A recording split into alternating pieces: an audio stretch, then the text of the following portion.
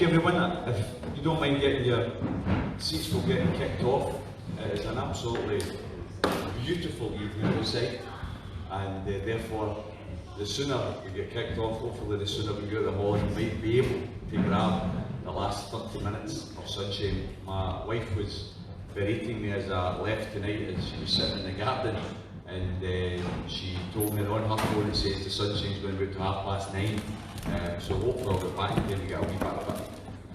But I've got to thank you for making the sacrifice of coming along to this public meeting, organised by Hope Over Fear, which is an independence campaign that was established 5 years ago to campaign in the 2014 referendum around a more radical vision for independence. At the time, many of us supported a yes vote, but some of us felt that the campaign for yes was a wee bit timid, was a wee bit don't frighten the horses, was a wee bit vote yes but nothing will change.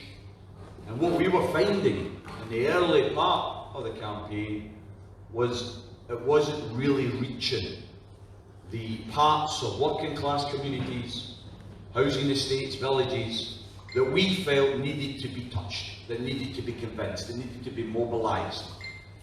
We don't think that we secure independence by telling everyone nothing will change. We think we'll secure independence by telling everyone things will change, but they'll change for the better.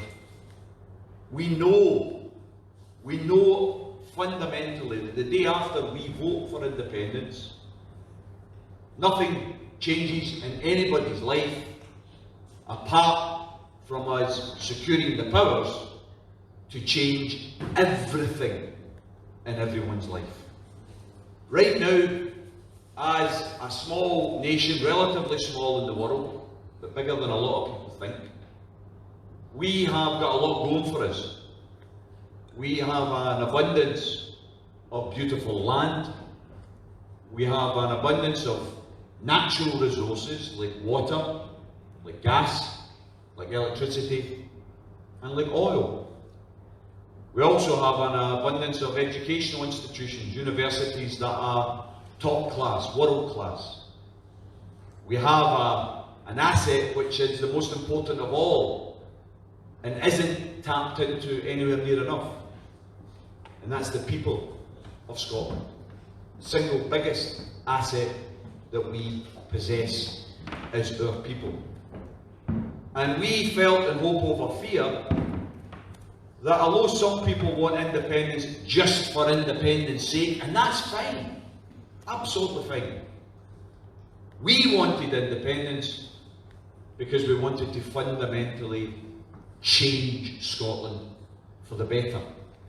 In other words, that we saw independence not as the end of the journey, but we saw independence as the start of the journey. The start of the journey to transform Scotland from a country which, yes, has got lots going for it, but has also got big problems. Big problems in relation to poverty, to low pay, homelessness, drug addiction, gambling, alcohol addiction. We have got some communities that are forgotten. We have got some members of our community that have been left in the scrap heap. Most of the problems relate to issues which are beyond the control of the Scottish Parliament.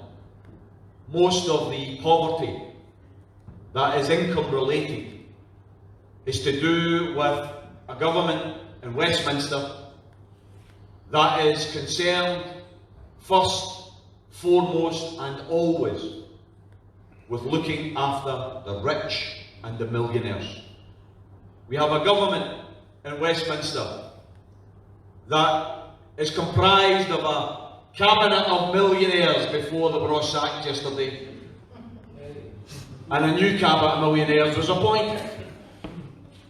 A cabinet of millionaires who think nothing of introducing more and more tax cuts so that the millionaires can get more and more money that they can't spend in their lifetimes, by the way.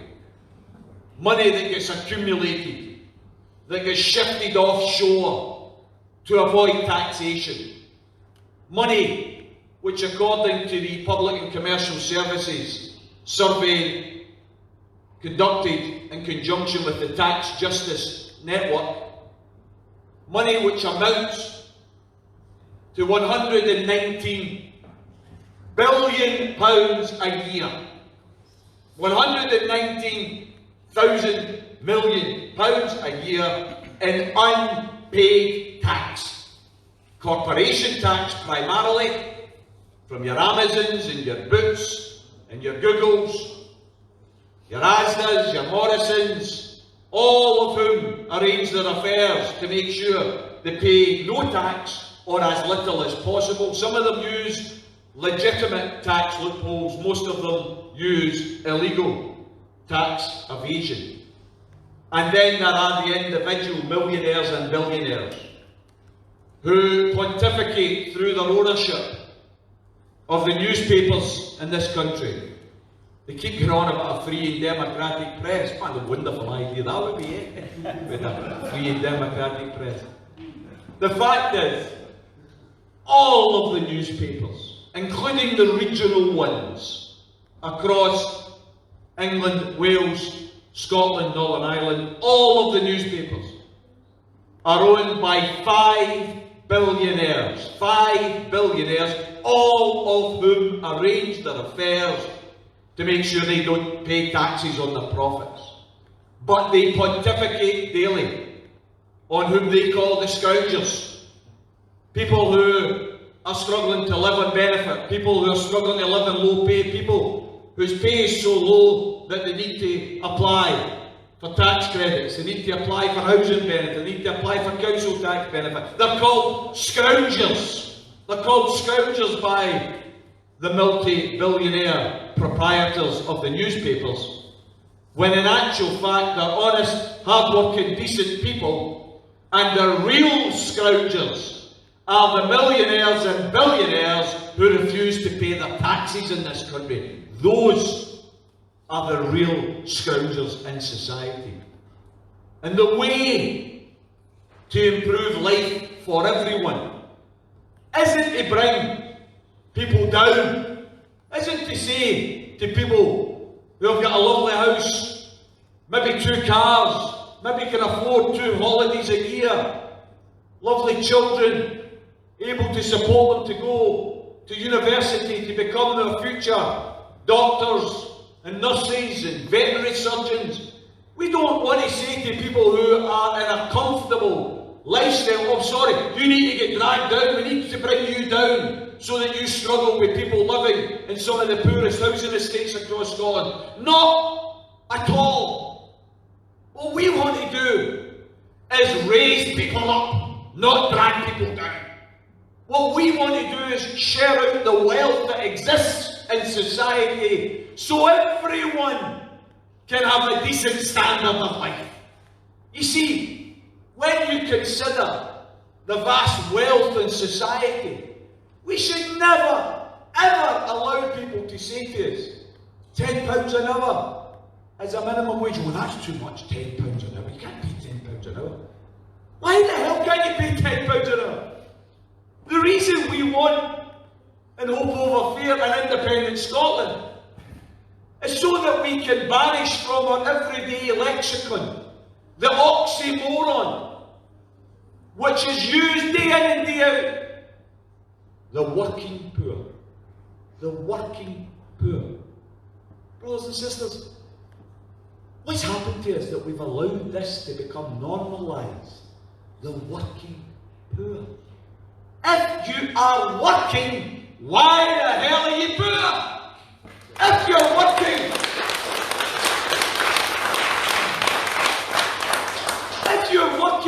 you should have a decent standard of living, you should have dignity in whatever you do. Whether you are using your brain to save people's lives, or whether you're serving people in your Asda's or your Morrisons, you should have a decent standard of life.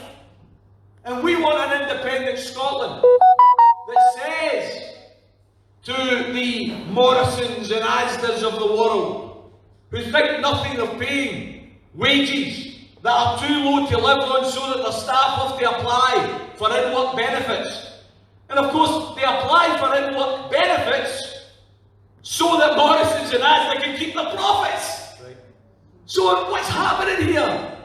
When we listen to the Tories talking about the welfare socialists, people who want more and more money spent on welfare when they want to spend more and more money on warfare, we should say to them, you guys have got it wrong.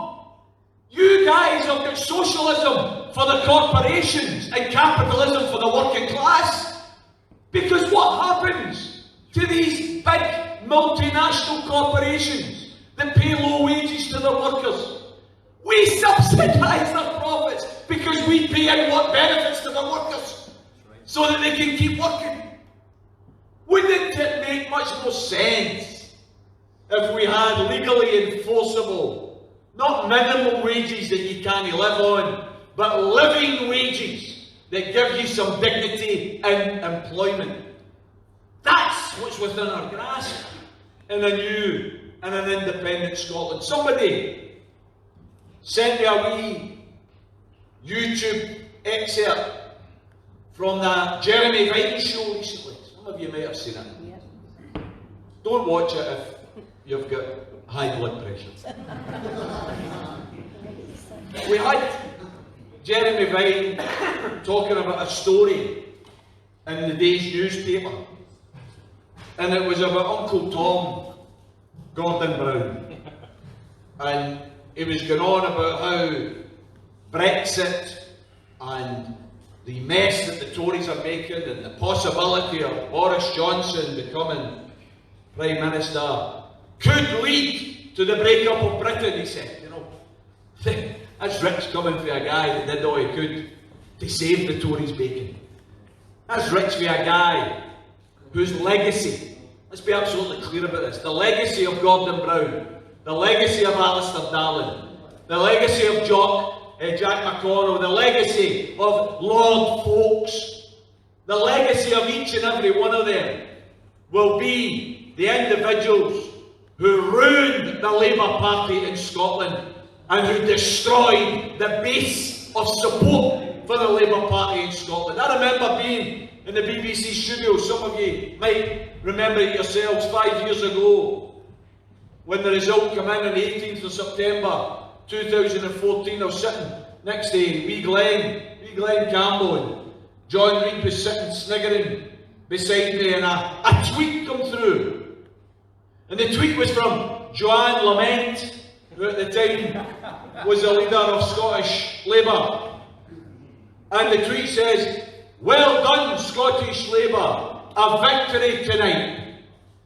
And I said, and you can go and check it out, I said to Glenn Campbell, you know, Joanne Lamont and every one of the Labour Party apparatchiks should go tonight and look up the meaning of the phrase Pyrrhic victory.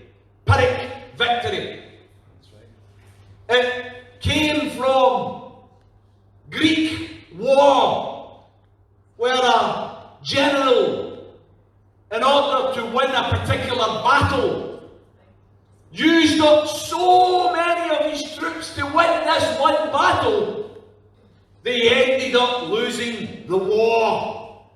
And that's what the phrase Pyrrhic victory emerges from. I said then, and I think I can say now, what happened in 2014 is Labour won a Pyrrhic victory. They won that particular battle, but they've lost the war for the hearts and minds of the working class of Scotland. They've lost their support.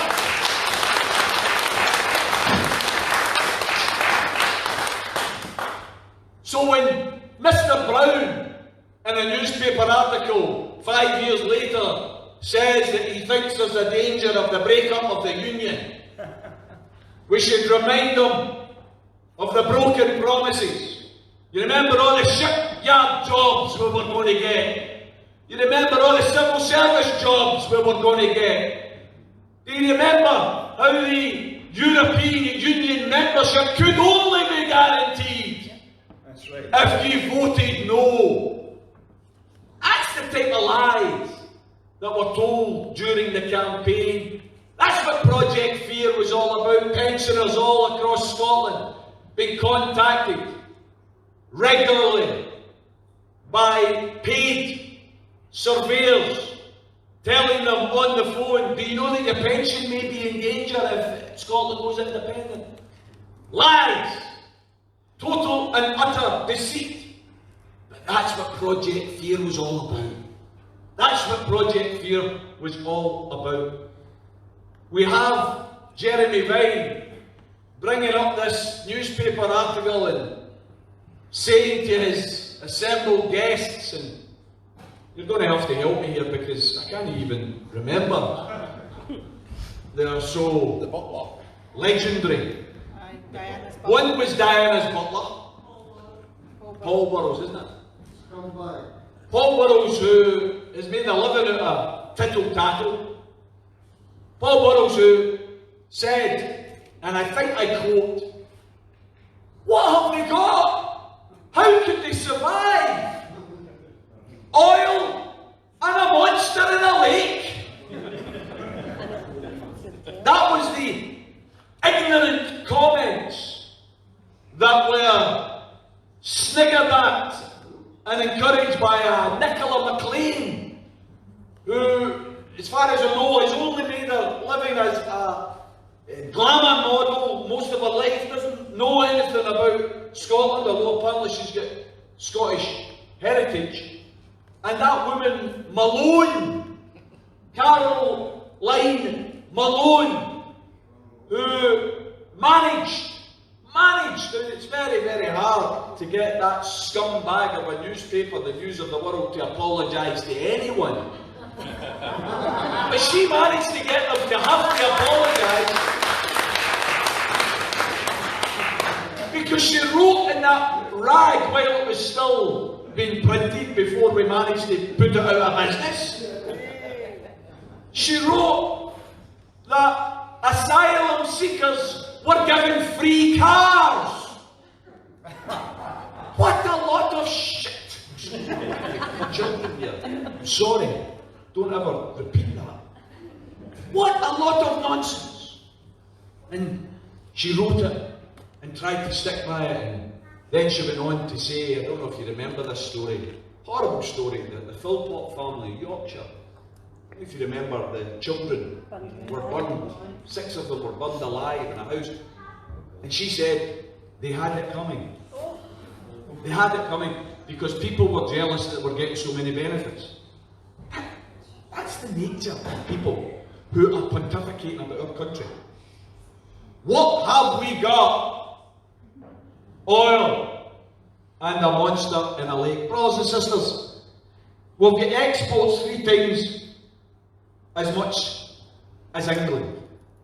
We've got oil reserves 95 times greater than England. We've got fish landings 22 times the size of England. We've got natural gas reserves 15 times greater than England's. We've got a GDP, gross domestic product, £2,000 a head greater than England. We've got 7 times as much farmland as England. We produce 18 times more renewables than England, and our tourism industry is 8% greater than England's. As I had to remind an interviewer on Russian TV last night during an interview, when he put it to me that, come on Tommy, surely you're not calling for independence still. Surely you need England to survive. I made the point, and we have to hammer this home, brothers and sisters. We are dealing with a political class who were prepared to find the money to cut the taxes for millionaires by taxing the bedrooms of the disabled. They introduced the bedroom tax to attack those already in poverty, because the bedroom tax only applies to those that are in housing benefit. And you only get housing benefit if you went through a means testing process to show that you're poor. So they deliberately attacked those already poor, and the biggest number of victims were the disabled. Why? Because disabled citizens primarily were those that needed an extra room in their home for carers, for equipment, dialysis machines, wheelchairs. The disabled are the single biggest victims of the bedroom tax. We are dealing with a group of politicians who have got the morality of Ebola. They do not give a damn about ordinary people. They are prepared to get down and dirty and attack the poor to find some extra money for the rich. And yet we're supposed to believe that we're subsidized by them. Come on!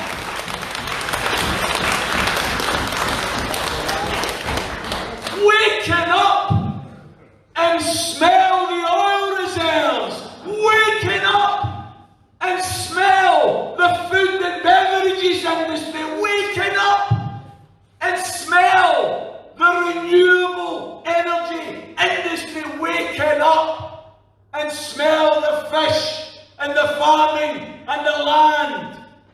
We're not subsidized by London. We subsidize them. That's the reality. That's the reality.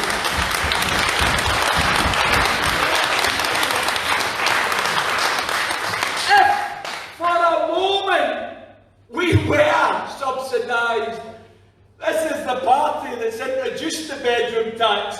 Do you think they would hang on to us? They would get rid of us in a second if they didn't need us. Brothers and sisters, that type of ignorance on the Jeremy Vine show is repeated ad nauseum. Whether it's Newsnight, whether it's Channel 4 News, whether it's the BBC bulletins, whether it's Good Morning Scotland, every single bulletin is designed to promote a lie, to promote the myth that we are not big enough, we are not rich enough, we are not smart enough to stand on our own 2 feet. We're too wee, we're too poor, we're too daft to stand on our own 2 feet. Well, Mr. Butler, let's tell you loud and clear, we have got enough to survive. We've got enough to survive in all of our natural resources, all of our land, all of our fishing, all of our gas, all of our water, all of our oil. And for idiots like you, we've also got a monster in the lake as well.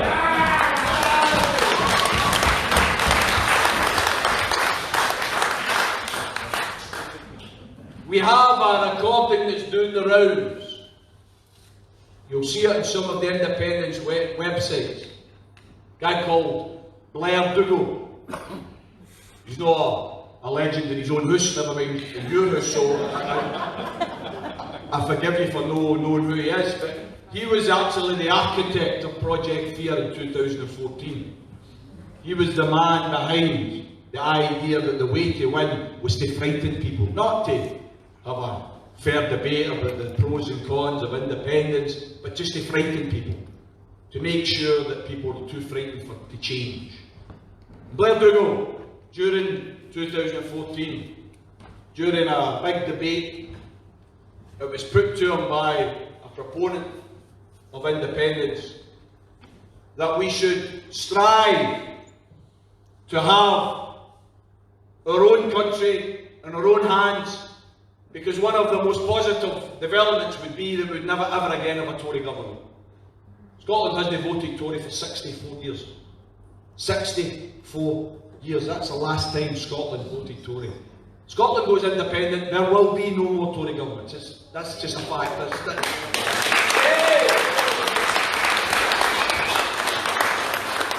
Sometimes if you're looking at the bus stop or in work for just one wee argument, to win somebody over, there it is. Independence means naming a Tory governments. And the proponent of independence said, you could have the prospect in the future of a right-wing Boris Johnson-led Tory government in power. And Blair Dougal laughed. Ha ha ha! Boris Johnson wouldn't even win the Tory leadership, never mind become the Prime Minister. You're just trying to frighten people. Brothers and sisters, be frightened! We now have an absolute buffoon, a lying, deceitful, racist, privileged idiot who's never worked a day in his life, who's been sacked from several jobs for lying. He is someone who they have christened Boris the Deceitful. He's now in charge of 3 countries and the northern enclave of Ireland. We have a situation with a guy who won, let's bear this in mind here, he won 0.14% of the registered voters across the United Kingdom. 36 million registered voters. He won 92,000 votes. That amounts to 0.14%. He thinks he's got a mandate. Listen to him. You would think he was a new guy. He was coming, we're going to create Britain the best country ever to live in. Boris, where have you been for the last 10 years? At the heart of government. You have been one of the architects. You have been one of those that's executed the austerity programme.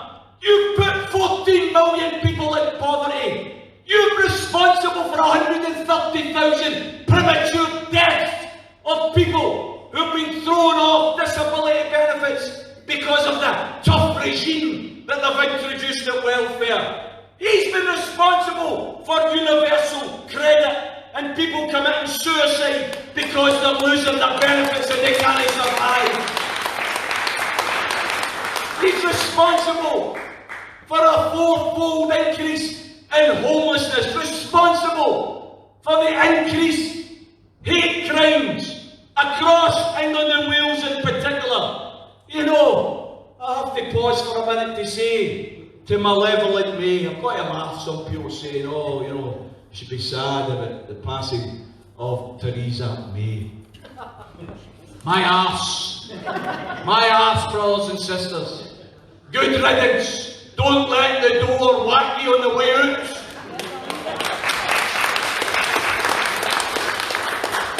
This is a woman who shed a wee tear when she announced that she was standing down. Brothers and sisters, where were her tears for the 22 victims in the Grenfell Tower disaster? Victims of her austerity. Where were her tears for the 1,500 Windrush victims? People who've lived in Britain, worked in Britain, all of their lives, kicked out of the country because she wanted to create a tough environment. She stood there the other day and she couldn't call Donald Trump a racist for his language, which was undoubtedly, completely and utterly racist and ridiculous. Go back home to your ruined countries. He says to four elected congresswomen, 3 of whom were born in America. That's how stupid that guy is. One of them born in Somalia, that America's bombed to smithereens. Go back to your ruined countries. Racist to the core. Why could she not call them racist? Because if she called them racist, maybe somebody would have said, hey, wait a wee minute, Theresa. What about your go-home vans? What about the go-home vans that you sent round London? Creating the type of hostility that allows the pond life of Farage and Robinson to dip into and try and build division and hatred and distrust against ordinary working class people whose only crime was to live in countries that Britain decided to bomb to smithereens. If you want to show anger about immigration, don't direct it to the immigrants. Direct it to the warmongers that make them immigrants. They're the ones that deserve the anger.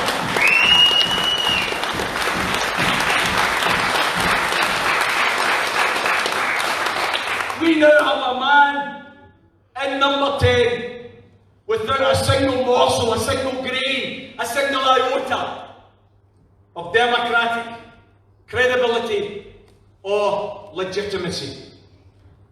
We, here in Scotland, have got to make a stand. We've got to make a stand. We've got to say enough's enough, folks. You know, 2014 we lost, but we picked ourselves up. One of my greatest heroes, Muhammad Ali, is credited with the phrase that in life, just as in the ring, it's not how many times you get knocked down that matters. It's how many times you get back up that counts.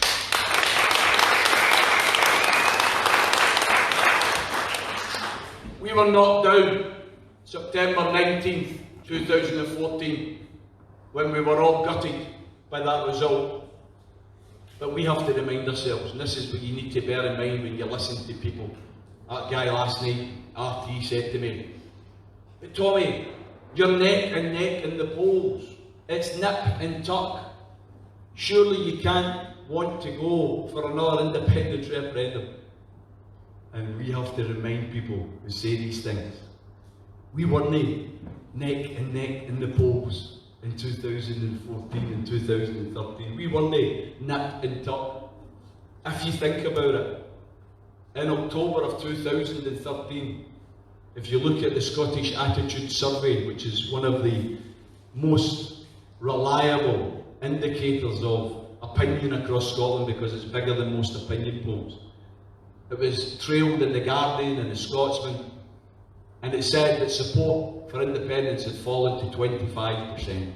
25%, October 2013. See if you ever want to understand why it is David Cameron agreed to a Section 30 order, it's because he was reading polls like that. The reason they agreed to the last referendum is because they were confident they were going to win. That's why they agreed to it. We went from 25% in the polls 12 months later to 45% in the polls. We went in the course of a campaign that was controlled by the billionaires and the millionaires, the media totally against us, tried to distort everything we said, tried to be negative at every turn, told lies. We went in the course of that barrage of biased media, we went from 25 to 45. Brothers and sisters, more important than anything, among the under 35s, we won almost 70% of the votes. Now, that's why independence is inevitable. That's why we're going to win the next independence referendum.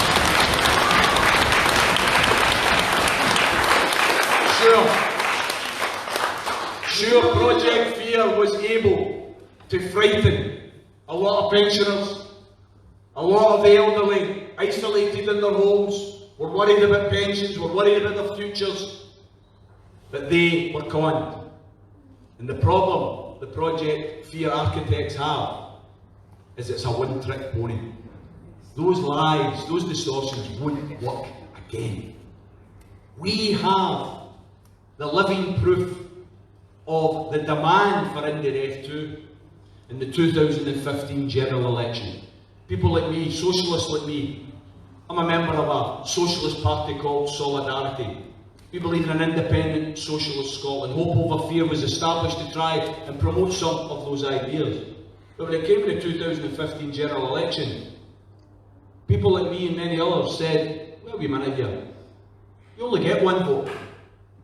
Let's learn from what the Unionists did in the referendum, where they all united against this. Let's unite against them. Let's ask everybody to lend their vote to the SNP. Even if you're not an SNP supporter, you're not an SNP member, vote for the political party that carries the cross of independence. That's the banner that you're voting behind. It doesn't mean you endorse the individuals or the policies, but it means you endorse the cause of independence. Use your vote.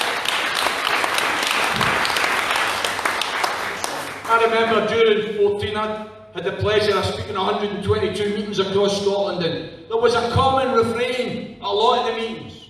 Oh, I don't like Alex Salmond. I'm not voting independent. I don't like Alex Salmond. I do like Alex Salmond. But I tried to explain to individuals, Alex Salmond's got nothing to do with it. I tried to promote the idea of you're dying for a new house because your house is overcrowded, you've managed to get a new job, you've got enough to put down a deposit and a mortgage. You've got somebody been looking for a house for you, a wee home estate agent, and they call you up and they say, by the way, I've found it, I've got it, it's 3 bedrooms, lovely garden, really well situated, but brilliant for the kids. And you think, oh, you're beauty. And you go and see the house and you think, oh yeah, this is what we're looking for. But the wallpaper's wrong. You don't turn around and say, oh, I'm not buying that house, look at the wallpaper. You buy the bloody house and you change the wallpaper. That's what independence is about.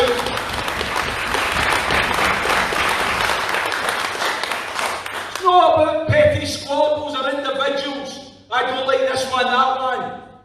We get the cause. We get ourselves over the line.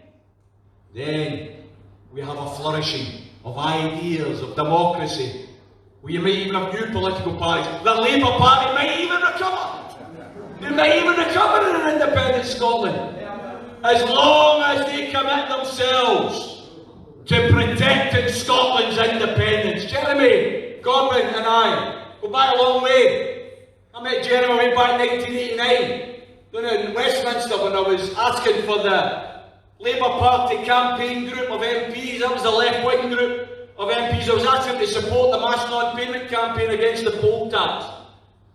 And Jeremy, and Dennis Skinner, and Tony Benn, and Dave Nellis, Terry Fields, all of them, yes, absolutely. Jeremy was 100% backing the non-payment campaign. I've kept in touch with him over those years. And 9 times out of 10, for the last 30 years, brothers and sisters, I have to say to you, I've been on Jeremy Corbyn's side of the political divide. I've been on the same side as him when it came to opposing war, when it came to highlighting the plight of the Palestinians, when it came to opposing the racism and the apartheid of the Israeli regime. I've been on his side. I've also been on his side when it came to defending the independence of Cuba, the independence of Venezuela, the right for the Palestinians to have a viable state. Where Jeremy and I fall out is he's badly advised. He's badly advised here in Scotland. He's got a blind spot. We have to say to him loud and clear, Jeremy, just as it is right to support Cuba, Venezuela and Palestine's independence, so it is right to support Scotland's independence as well.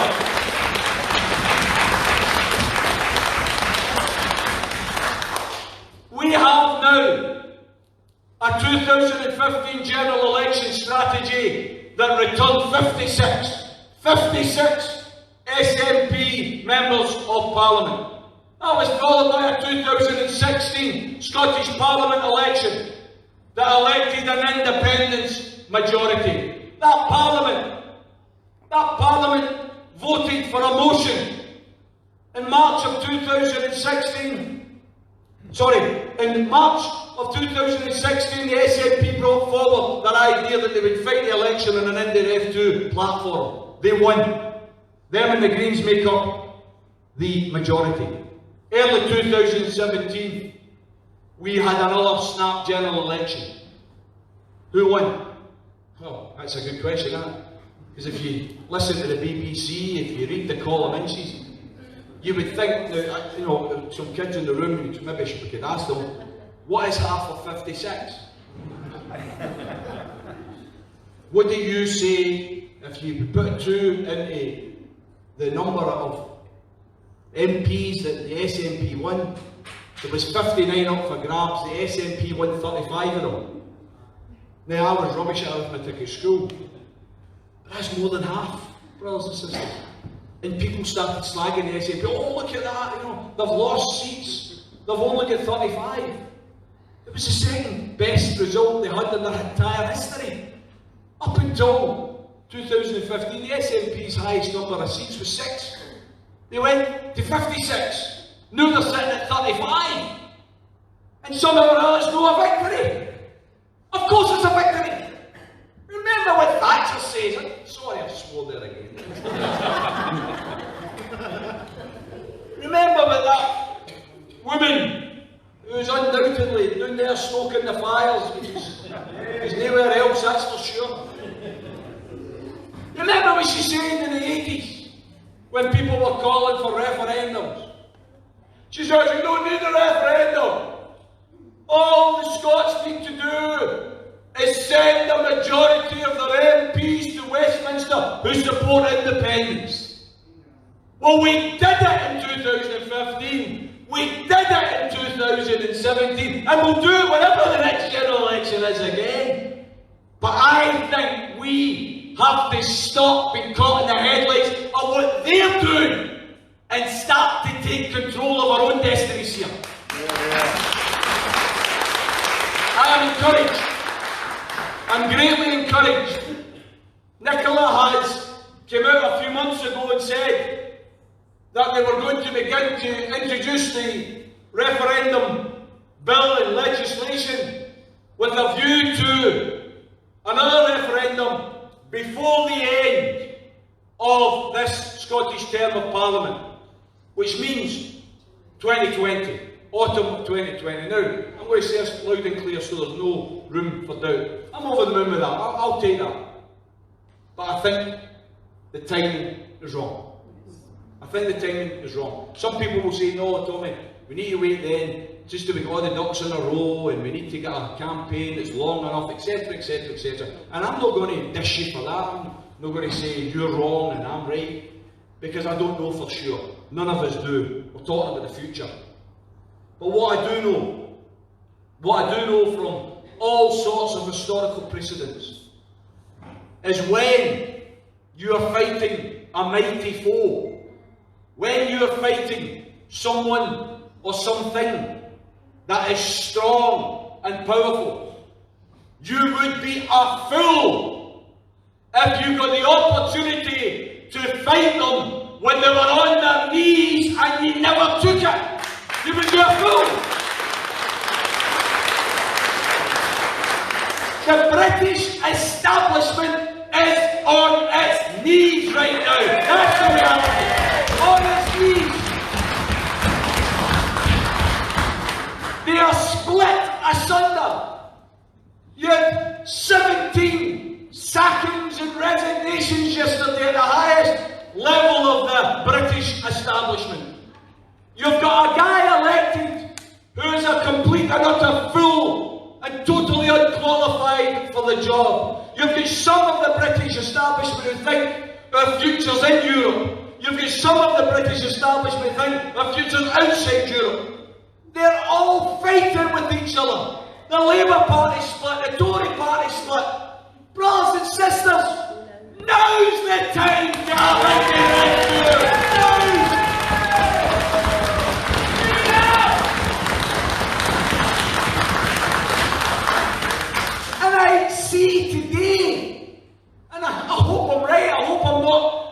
too much into it.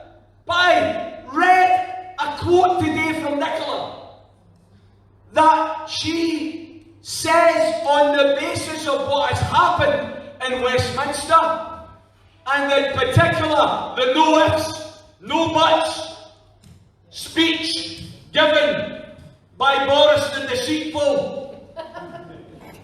He says we're going no deal on the 31st of October. No ifs, no buts. Nicola said today it may be time to reappraise our timing. Yes, Nicola, it is time to reappraise the timing. I would appeal to the SNP echelons and leadership, but particularly to the rank and file. Please convince the party to unite around the idea, regardless of your view on Europe. And I have to say here, loud and clear, I'm no fan of the European Union. I'm no supporter of the European Union. After independence, I want a referendum in the European Union. I might lose it, but you know what? I can accept that, because Scotland will decide, not England or Wales. Scotland will decide. I'm no fan of what they've done to Portugal, what they've done to Ireland, what they've done in Italy, what they've done in Greece. I'm no fan of the European Union. But park it for a moment. Scotland voted decisively, 62% to stay in the European Union. Surely what should be done, therefore, is the next Indyref2 takes place not next year, but at the end of October. Let's put the question, cheek by jowl, right beside the withdrawal date. Yes. Scotland, do you want to go with this nationalistic, bigoted crew that want to blame immigration and immigrants for everything? Or do you want to stay here and build a new, welcoming, friendly country? That's the choice. Everybody in Europe, all of the countries have already said they would fast track a membership. I'm not arguing for that. I'm arguing, as I said, after independence we can have these debates and have these issues resolved. But in the short term, brothers and sisters, doesn't it make sense that you concentrate the minds so that people who voted to stay in the European Union, but maybe were too frightened to vote for independence? By the way, remember they were told if they voted for independence, we're going to leave the European Union. So perhaps that was why they voted no. Wouldn't it be beneficial if we put the two questions, cheek by jowl, within days of each other? Independence for Scotland and fast-tracked in the European Union, or stay with Britain and go into the oblivion of isolation and bigotry that Johnson and Co want to take you into? I think the referendum should be held this year, yes, not next year. This year, not next year.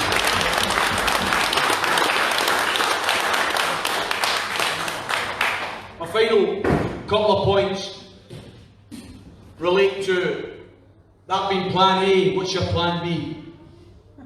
And there's a number of SNP representatives, MPs, councillors, who have been discussing that very issue on the basis of the Section 30 refusal that we've already heard about. Ironic, isn't it, that you've got the Attorney General, the most senior legal person in the government, Geoffrey Cox, in March of this year, just remind you of what he said. Every sovereign state has the right to withdraw from a treaty if that treaty is not any more compatible with its interests. Every sovereign state has the right to withdraw from a treaty. Of course, what he was talking about What he was talking about was the United Kingdom withdrawing from the European Union. What we're talking about is Scotland withdrawing from the Act of the Union 1707. That was supposed to be a voluntary union. We never got a vote, of course. None of our ancestors got a vote. Because there wasn't the votes in those days. It was a shoddy, horrible deal cut in back rooms with landowners and lairds in order to keep their wee fiefdoms. It betrayed our sovereignty, it betrayed our identity. It's something that has held us back for centuries. But it was a voluntary agreement. If it's a voluntary agreement, brothers and sisters, then we can voluntarily withdraw as well. That's what we're saying loud and clear.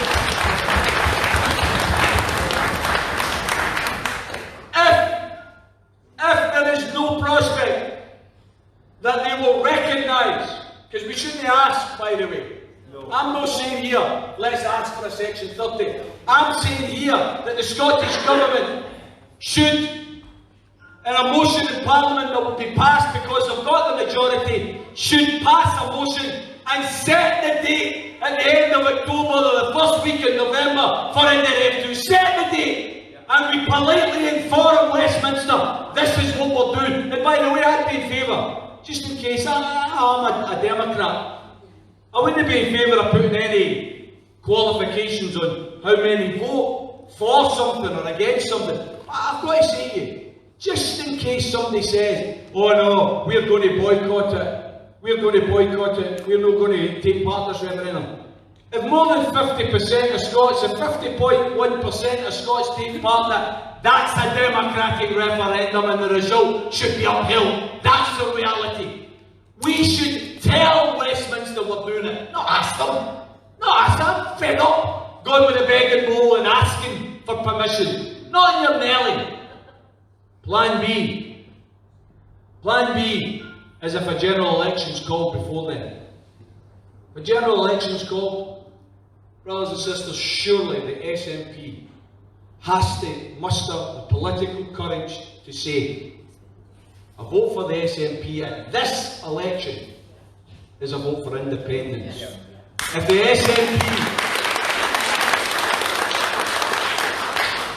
SNP put clearly in their manifesto that them winning a majority is the green light to begin the withdrawal negotiations, then we have the ability, UDI, unilateral declaration of independence based on a general election result. Brothers and sisters, let's be clear about this.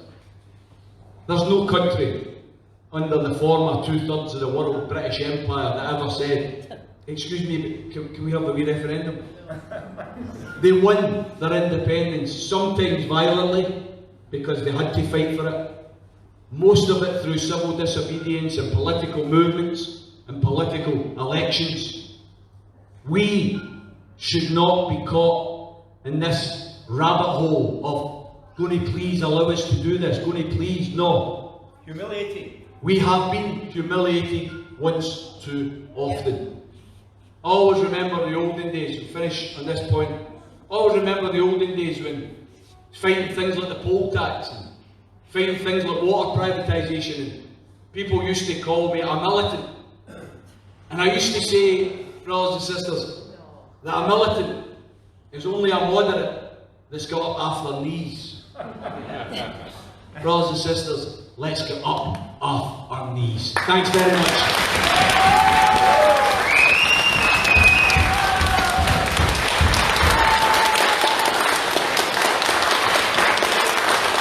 Thanks very much. Colin's got a microphone here, so if anybody wants to ask a question or make a contribution, then feel free to do so. I'm probably in favour of just firing on, folks. If you want to condemn, we can finish earlier rather than taking a break and interrupting things. Keep going, yeah. So, young lady down the front here with her hand up. Hi, the newsletter secretary, Alistair Jack, today says he wouldn't stop Scotland from leaving, but he'd convince them that it's best for them to stay. How can he do that? Is it possible? No. Sorry, what was your first name? Francis. Francis, I agree with you 100%. he is doing what his leader is doing. I mean, I don't know if you heard his speech today in Parliament. You know, you could have picked up Grimm's fairy tales and it would have made more sense and had more basis of reality. It really would have. He's gone on and on. We're going to create the best country in the world in 50 years, and we're going to produce all this internet, fibre optics in everybody's house. And he's just an idiot. The guy. I don't mean an idiot as in he's not been educated. He's been well educated, public school educated, Eton educated. But do you know the difference between somebody who's intelligent and somebody who's an idiot? He is definitely an idiot, and he simply is unqualified for the job. I predict he will be the last Prime Minister of the UK. I'm absolutely clear about it. He'll be the last Prime Minister of the UK. Every cloud's got a silver lining, so the fact that he has a cloud, there needs to be a silver lining, and the silver lining is he will be the last one.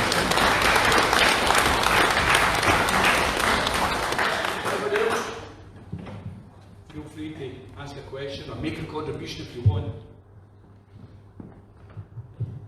Do you think after a suitable break, maybe a month, the Yes campaign should into full gear? Yes. And start with having, I don't know, Hands Across Scotland, some kind of gimmicky campaign that gets the attention of people so that they say, oh, things are happening. We've got to highlight the fact that Boris Johnson is what he is, and if we leave it and don't react, it makes Scotland either look weak or look that we don't care. If we inspire the people by having a campaign with attractive themes in it, then I think the people in Scotland will realise that we are worthwhile and we can move forward. George. Sorry. 1, 2. Yeah, I did think I turned it off. George, I endorse 100% the theme and the drive that you're talking about. I would say some of you here are part of it. We've went away. We have held some absolutely magnificent events. We had well in excess of 100,000 march through Edinburgh late last year. We had well over 50, maybe 60,000 in Glasgow just a few months ago. There have been localised events taking place with 10, 15, 20,000 in small areas. There are various groups all under one banner. Forward is one, Hope Over Fear.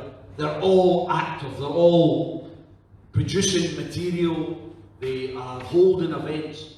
I think what you're suggesting is it's time to maybe, I call it tie your ropes together. It came from a wee story. I love telling this wee story, so please indulge me. It came from a great hero of mine, a guy who I miss a lot, a guy called Tony Benn, who some of you might know. I had the pleasure of spending quite a bit of time with Tony during the 90s and a lot of the anti-war activities, and met him during the anti-poll tax campaign as well. And Tony at one of the meetings was talking about how people on the left of politics tend to want to fight each other more than they want to fight the enemy. And he told the story about the wee boy that was caught down a well in a Mexican village.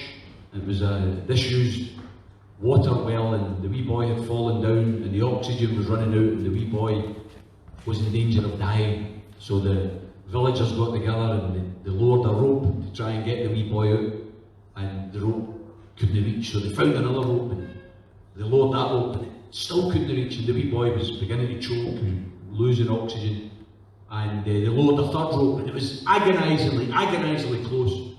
Still couldn't reach this wee boy. The wee boy's life was ticking away, and the wee voice came from the well: tie your ropes together.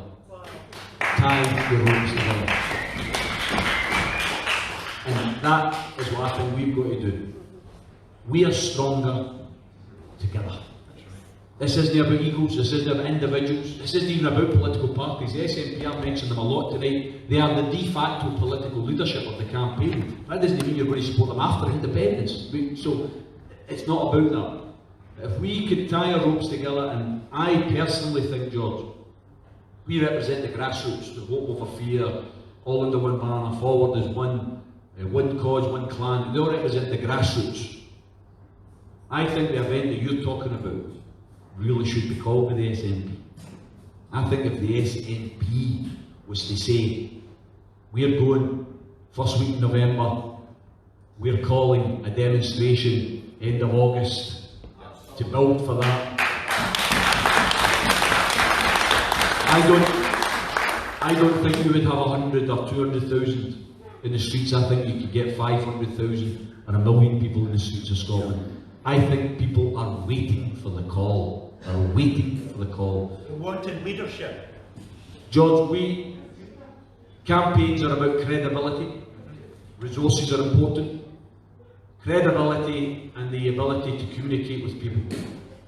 I don't think any of the existing grassroots campaigns have enough to do the thing that you're talking about, which I think needs done. The SNP does. And the SNP, if it was to call together all of the grassroots campaigns and say, we're assembling in Edinburgh, we're marching to the Scottish Parliament, and we're declaring Indyref2 takes place in November the 2nd and 3rd of October.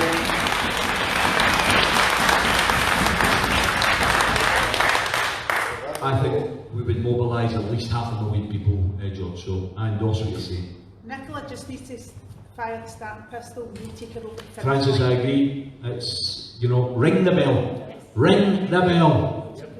Young lady in the back.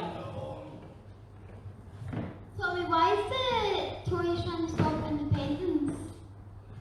Why are the Tories trying to stop independence? Well, I think fundamentally because they have an interest in keeping Scotland where it is, which is on its knees. We've got all of these things that I was talking about earlier, all of the resources and all of the wealth, but most of it is owned by Tory landowners. Once you get your daddy to buy you the book, you can read about Scotland having the most unequal land ownership in the whole of Western Europe. Scotland's land is beautiful, but it's owned by a handful of billionaires who don't even live here. But they exploit the land, they get grants to grow forests and things like that. It's ridiculous. Our land could be put to much better use, socially useful use. Tories love all of that, so they love keeping us down. They want to maintain the British Union not out of any patriotism, but because it's good for their wallets and it's good for their purses. That's why they want to keep it. That's why we want to get rid of it, because we think it'll be good for our wallets and purses, because working class people will get a bigger share of the wealth. That's what we deserve. And we'll get the right to write our own history instead of somebody else writing our history for us.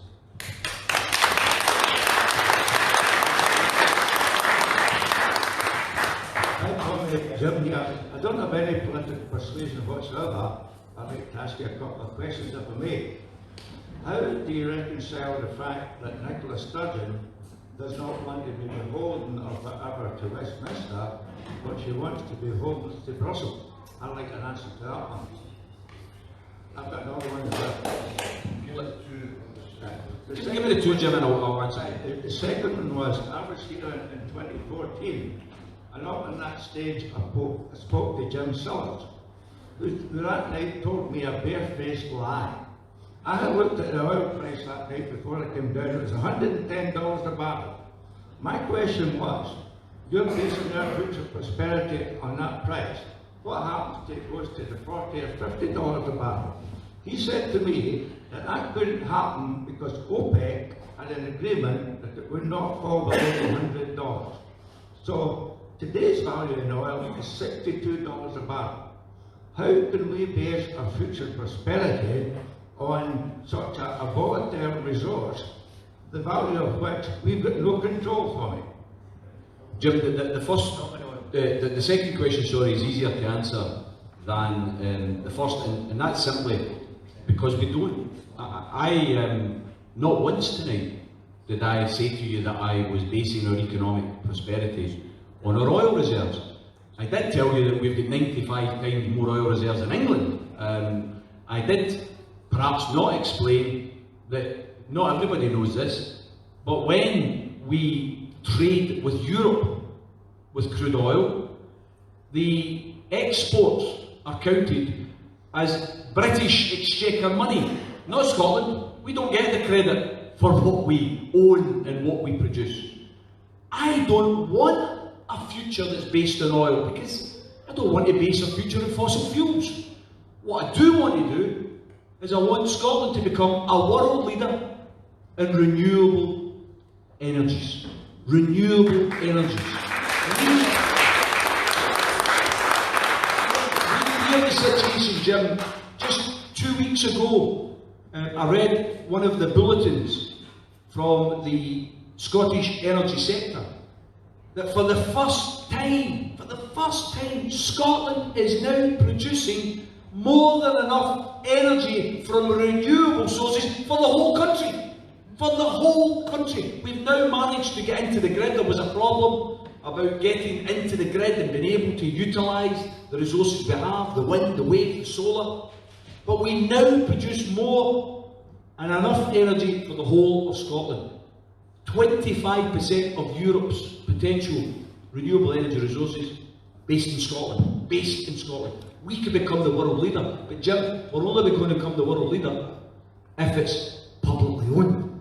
I don't want some private company coming and taking over our renewable energy the way they've done with our oil. We keep saying it's Scotland's oil. The problem is it's not Scotland's oil. It's bloody Texaco's oil. It's American billionaires' oil. We only give out the licences, which is very, very little revenue from it.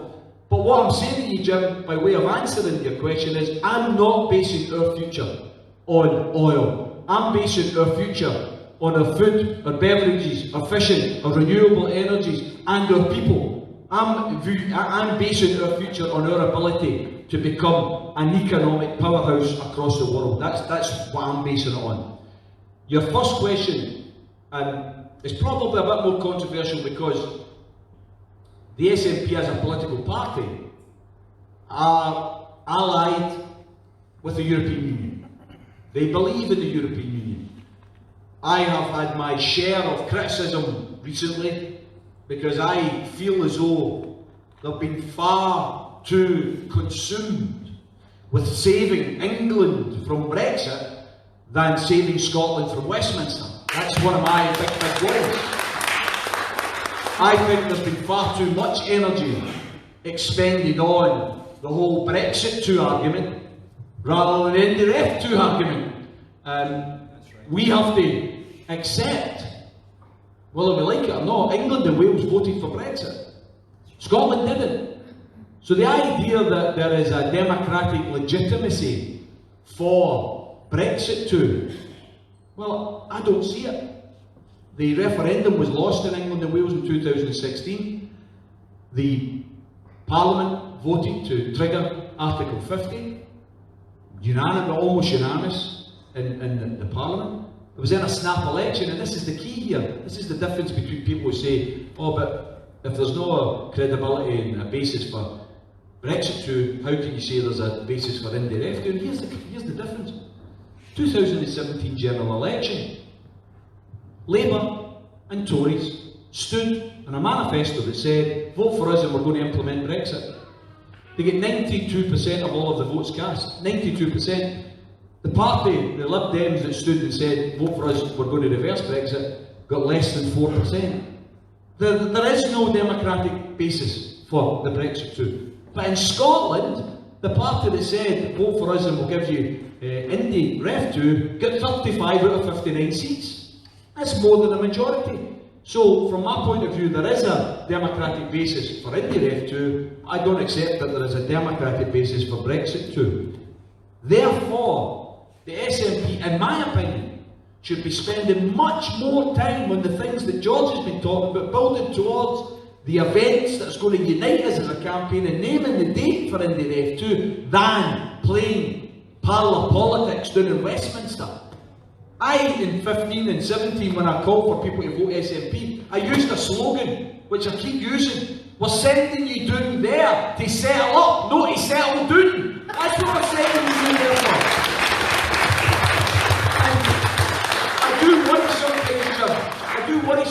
things that some of the SNP MPs, oh, I'm on this committee, I'm on that committee, I'm speaking here, I'm speaking there, and I'm thinking, the best thing they ever did was when they had the walkout. That was brilliant. That's what they should be doing. They should be making the place absolutely chaos. That's what they should be doing. So my point to you is, Nicola and the SNP, I disagree with them on Europe. I think Brussels has too much power over the sovereignty of nations. They've used it in relation to Greece, to Portugal, Ireland. Recently they tried to use it in Italy. Italy had an election and there was parties, some of the right, that were elected, and they were elected on a pledge of lowering the retirement age. And Brussels said, we're not going to allow your budget to be passed because we think your budget's going to take you more than 3% of your GDP into debt. And I've got to say to you, I don't want anybody telling me in Scotland when we pass a budget to increase pensions, to increase the minimum wage, to take over the steel industry, the shipbuilding, to actually invest in our industry. I don't want anybody in Brussels saying, no, you can't do that because it's anti-competitive. It goes against our competitive rules. I don't want that. So, personally, Jim, I'm for independence outside of Europe rather than inside Europe, but I'm prepared to swallow the first step of getting our independence and then fighting for that. And the final point I make is this. I wouldn't stop there. There's some other issues, Jim, in an independent Scotland. It's not just Europe. There's some other issues. I don't want to be a member of NATO. NATO is an aggressive military alliance. They are there, in my opinion, to sing the tune of the American imperialists that want to expand their power and control. I don't want to be part of NATO. SNP do want to be part of NATO, so I want Scotland to be part of NATO. I've also got to say, my final point, the royal family, Jim. You know, the SNP are saying, oh, we'll have a different monarchy and a slimmed down monarchy. You know. I'm not interested in any diets for the monarchy. I just want there to be no monarchy that has got any right or say in Scotland. I want a modern democratic republic. That's what I want.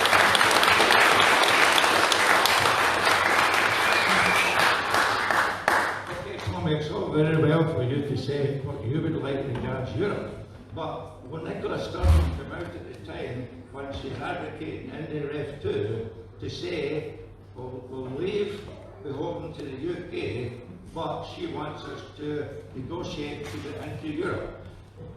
I would imagine she'll make that clear one way or another. Then you've got the situation there, she wants to negotiate with that, and have our own currency or whatever. But we're a country here with a £15 billion deficit and a balance of payments. We're about to negotiate our way into Europe with a new currency that failed before it's even started. Well, Jim, you can hardly attack other people for their fantastical expressions in terms of the future and then make some up yourself. You've talked there about a currency that couldn't fly. Well, Scotland's currency would be underpinned by our food and beverages industry, our oil industry, our gas industry, our renewable energies industry. Most financial organisations across the world, when they've been asked to comment on Scotland's viability as an independent country, have said that we would be in the top 10 of the world. The top 10 of the world because of our resources. That's just economic fact. So the idea that we couldn't survive is just fantasy and nonsense. And in relation to the... Well, you're suggesting that it wouldn't fly, the currency wouldn't fly.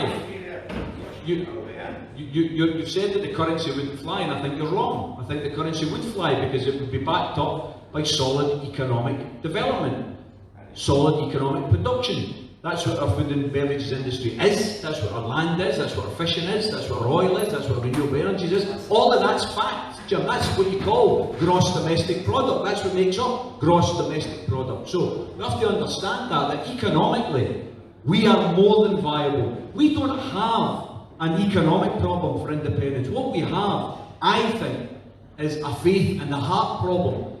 And it's whether we've got the faith and the courage to go on our own. That's the problem we face. So when you have to convince someone about the economics of independence, my fear is their heart's not in it. Their heart's not in it. Because you either want to be free, you want to be free and responsible for your own decisions. It's like when you grow up, you know, eventually you've got to leave your mom's house and do your own washing and do your own ironing. I think we've got to say to ourselves, are we going to be an adult country ever in our lifetimes and be responsible for our own decisions, or are we just going to stay part of a union which is exploiting us? And I think that's the difference. And as I said to you earlier, and maybe I should spell it out, if the SNP said, listen, the Indyref2 is going to take place in the first week of November, and if we win it, we're going to use that victory to call for the European Union to allow us back in the European Union, I'll still vote yes. I'll still vote yes. I'm against the European Union, but I'll still vote yes. On the basis that once we're independent, Jim, all of those questions are up for grabs. All of those questions can be raised. So from my point of view, I don't really care that they're more pro-EU than me. It's irrelevant what I think we have to say to those people who are anti-EU with the right reasons, because there's a lot of people who share my view of the dictatorial basis of the EU, the undemocratic nature of the EU. It came to the likes of Tony Benn, it came to the likes of Dennis Skinner or Bob Crow, people who are my heroes. They are right, in my opinion, that it's an undemocratic big business club. But I'm prepared to swallow it to get my independence. That's what I'm prepared to do. One more question. Hey, Tommy, you're well aware that there's a movement in England pushing for English independence. Surely that's the moment when people from Scotland who voted no are made a laughing stock and look completely stupid. John, I think there are quite clearly people in England who are saying to themselves, I mean, Boris Johnson articulated it, didn't he? Oh, we can't have these people in Scotland having free elderly care and not having tuition fees and having free prescriptions, and we're subsidising them. Aye, right, sir. Going away and read an economics book and stop writing fantasy books is what you should do. We have got a situation, John, undoubtedly, where some people in England have got a problem with nationalism and nationality. Billy Bragg, the socialist singer-songwriter, wrote about this a few years ago when he made the point that when he attends events in Scotland that are for independence and are described as being nationalistic, they're open, they're friendly, there's banners saying welcome refugees, there are black and white faces, people are united. He says when you see a St George's flag in England is usually associated with football thugs and the right. And that's the problem. I think the left, John, in England has allowed their sovereignty and their national identity to be stolen by the fascists, to be stolen by the right wing. And I think they've got to claim it back. Because England, by the way, has got loads to be proud of. The country of the top huddle martyrs, the country of the trade union movement, loads to be proud of. Poetry, writing, loads, same as us, loads to be proud of. But we, I think, are more at home in our Scottish skin than they are in their English skin. I think maybe some of them realise what they did to other countries in the name of British imperialism was shed an awful lot of blood and take an awful lot of goods and services off people, and maybe they feel guilty about their Englishness. Maybe with some justification, I have to say. So from my point of view, John, I welcome a progressive movement for English independence, because I think we're going to go from being in an abusive relationship to having a friendly neighbour. A friendly neighbour. Our last wee question on the back. Hiya, I came through tonight from Perth. Speak up. I came through tonight from Perth. Oh, well done. The reason I came here tonight is because when are you going to come to the East Coast? Because this country needs you. Can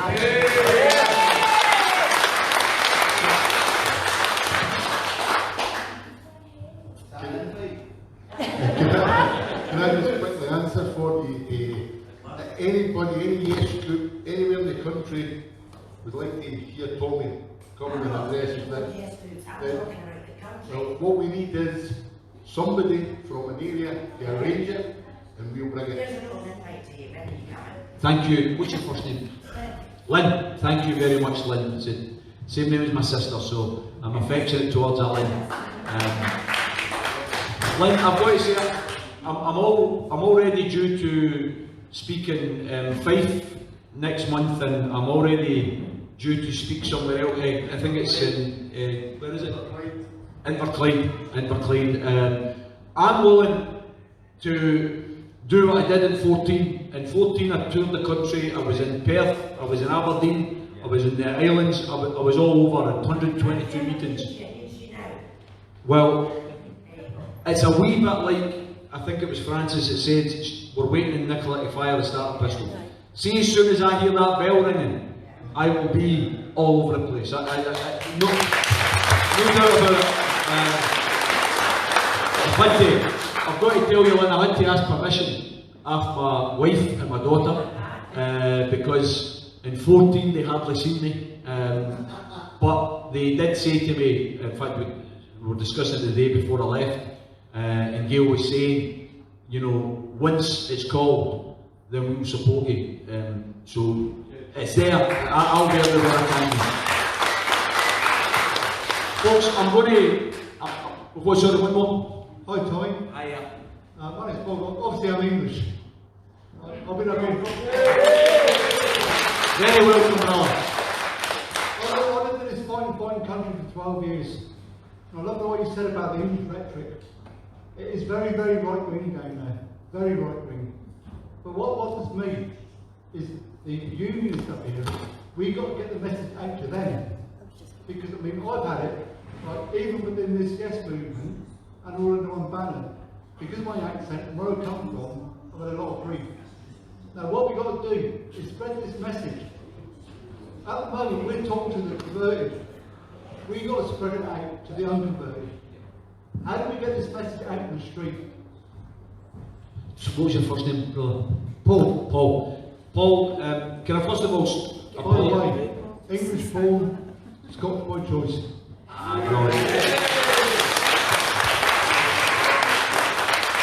Thanks for that, Paul. I'm sure everyone in Scotland feels proud that we became home for not just people from England, but from people from all over the world who hopefully have found not a fist of fury that many have found in England, but hopefully they've found a hand of friendship rather than a fist of fury.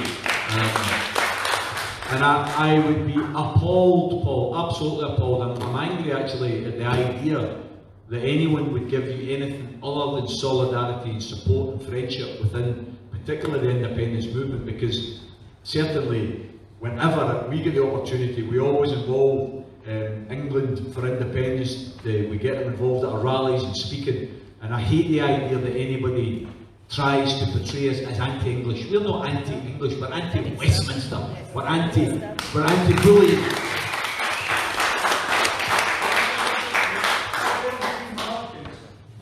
Well, I've seen this banner, England out of Scotland. Oh yeah. That wasn't Insulting and disrespectful. So do I. But they're still allowed to carry it. that wasn't meant as it was. That was explained. Paul, I think that particular banner has caused an awful lot of concern and anger within the movement as a whole. I think it's the wrong message. The idea England out of Scotland is ridiculous. It should be Westminster out of Scotland. That's what it should say. And if it said that, nobody would bat an eyelid and everybody would be saying well done. I know personally a couple of the individuals that carry the banner. I've had crosswords with them, I have to say. When you're involved in a movement like ours, which is massive, it's undoubtedly the case that when you're in a big tent, there's going to be some people in the tent that you don't necessarily want to spend time with, or you don't necessarily call your friend or your comrade, but you all march together when the bell is rung or when the pistol's fired. You all march together one cause, one clan, that whole idea, doesn't mean we're necessarily going to be inviting each other to each other's houses and sharing tea or coffee with each other, because sometimes you just don't get on with people. But we've got to, I think, learn to put petty differences aside, egos aside. This isn't about individuals, it's about a movement, and that has to be the 100% message. I'm getting the signal at the back there. I have to wind up. I'm going to wind up, folks, by first of all thanking Colin and his family and his friends who have done a fantastic job in organising tonight's meal. So well done,